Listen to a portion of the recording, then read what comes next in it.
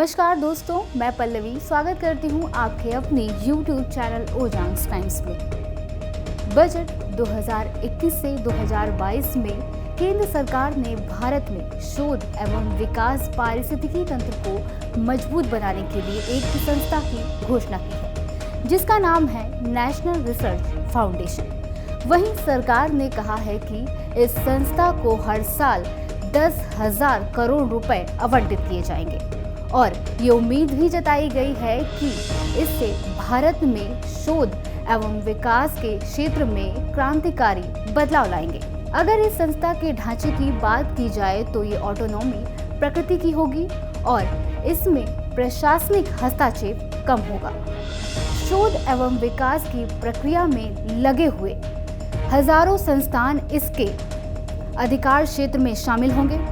वहीं इस घोषणा के एक साल बाद प्रस्तुत किए गए नए बजट 2022 से लेकर 2023 में सरकार ने इस संस्था की प्रगति पर ना तो कोई बात की है और ना ही कोई धन आवंटित किया है। इतना ही नहीं, इस साल के बजट आवंटन में विज्ञान एवं प्रौद्योगिकी मंत्रालय के बजट में 39% भी घटा दिया गया है।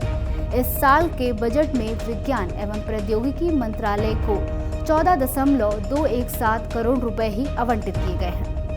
भारत में लगातार बढ़ती जा रही शोधकर्ताओं की संख्या के हिसाब से ये बजट कम ही प्रतीत होता है। इसमें ज्यादा से ज्यादा धन तो 2 से 3 भारतीय शोधकर्ताओं को ही मिल जाता है।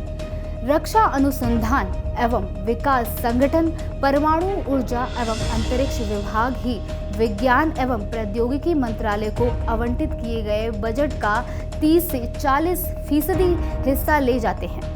बजट का शेष हिस्सा संस्थाओं के एक बड़े समूह को जाता है, जिसमें भारतीय कृषि एवं अनुसंधान परिषद, विज्ञान एवं प्रौद्योगिकी विभाग, बायोटेक्नोलॉजी विभाग, भारतीय चिकित्सा अनुसंधान परिषद आदि प्रमुख हैं।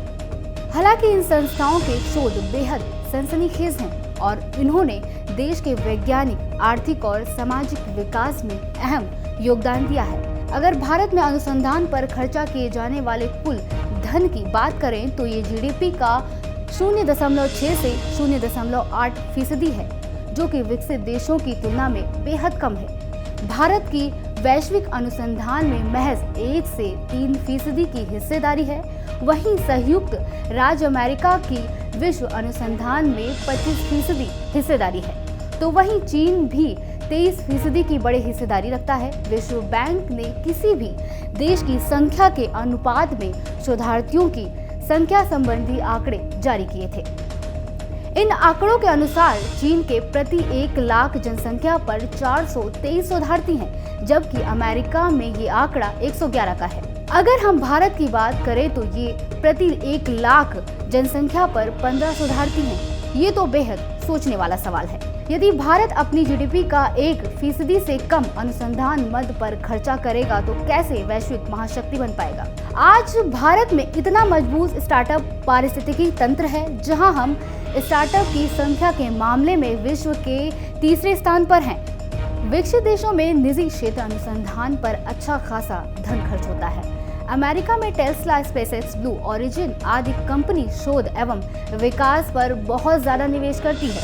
इसके अलावा भारत में इस संबंध में अपनी नीतियां में भी बदलाव लाना होगा।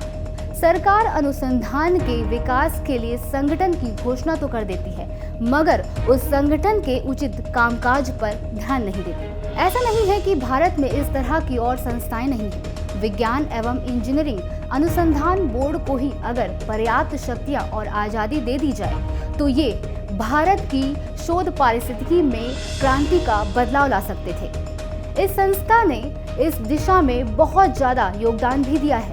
अगर हम चीन से अपनी तुलना करते हैं तो और उसके विकास मॉडल पर भी चर्चा करते हैं तो चीन से हम ये सीख सकते हैं कि कैसे अपने देश में शोध एवं अनुसंधान के मजबूत पारिस्थितिकी तंत्र को विकास कर आर्थिक वृद्धि बुनियाद रखी जाती है।